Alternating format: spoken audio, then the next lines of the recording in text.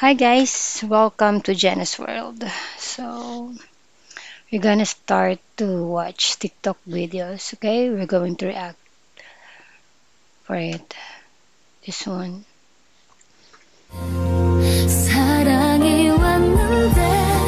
Years old. So before yan ang itsura niya. 58 years old.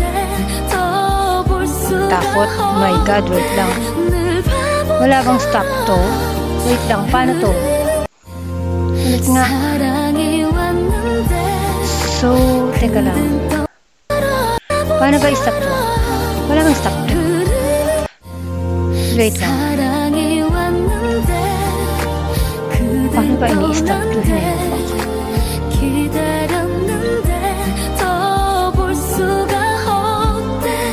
Nakakatakot.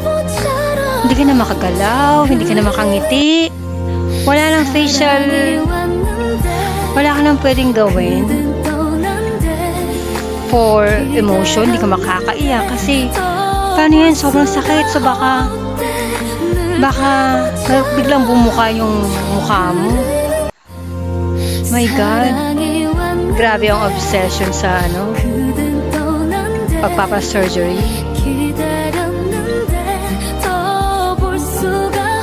Shit. Ano nangyayari sa mundo?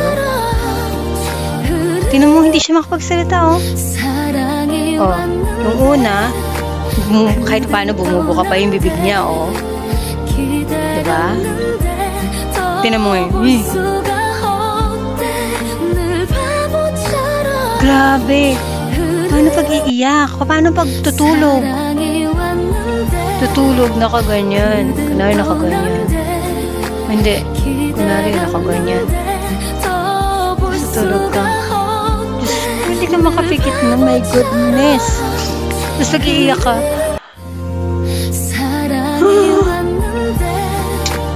My God. Hindi ka makasigaw. Hindi ka makaganon kasi my God, tingnan mo yung mga tahi nandito pa sa gilid. Diyos mio. Ay, nako. Ano ba nangyayari sa mundo? Can't imagine. Iiksi ang buhay ng mga to. Tapos magkakaroon ng maraming komplikasyon. Hindi na normal yung paggalaw ng mukha nila. Oh my.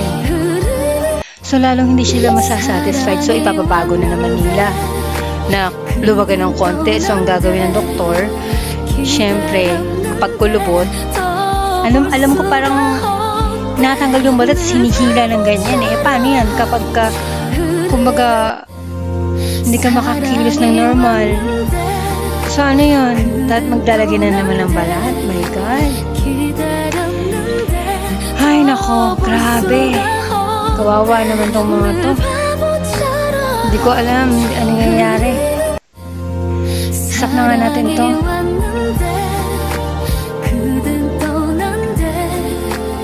Oh my God.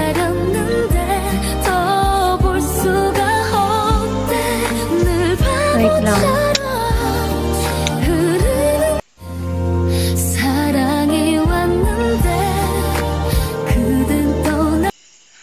Okay.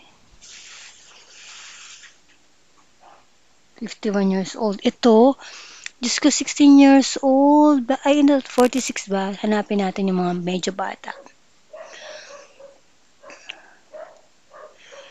Sobrang, ano kaya ito? Yung medyo bata, ang pinakabata.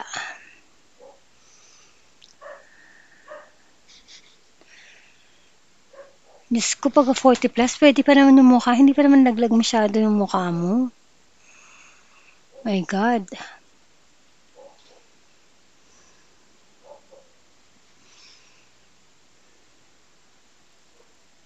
Tingnan nga natin, ano bang meron dito?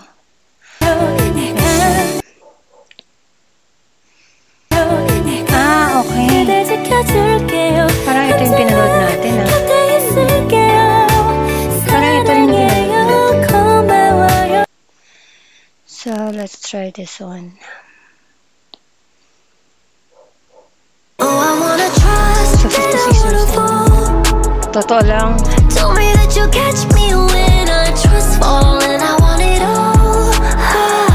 Totoo lang.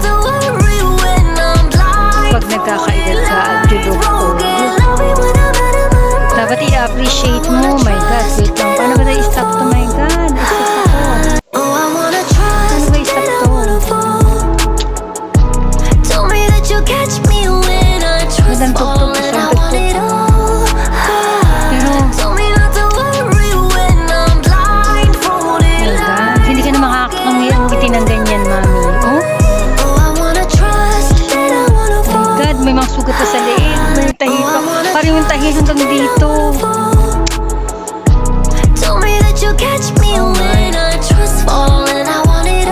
Ako naiiyak. Grabe. Alam, emotional ako. Kasi alam ko yung effect nito sigurado. Magsisisi to. Sige, tama na to. Hanggang dito na lang, guys. So, yun nga, after mapanood to, okay. So, yun na nga, na-shock ako. Naawa ako. Wala lang, tulala lang ako. Gumastos sila para mas paigsiin yung buhay nila, mas kontrolin sila. Hindi na magagawa yung yung facial expression, diba? Pag happy sila, paano yan? Ganyan. My God. Pag-iiyak, parang daig pa nung sa Botox, diba Botox, parang sabi nila iisa yung mukha, whether galit ka, masaya ka, or malungkot ka, umiiyak ka, para-parasang mukha. Walang bago. Pero, itong pinanood natin, mas worst. As in, masakit to, I'm sure.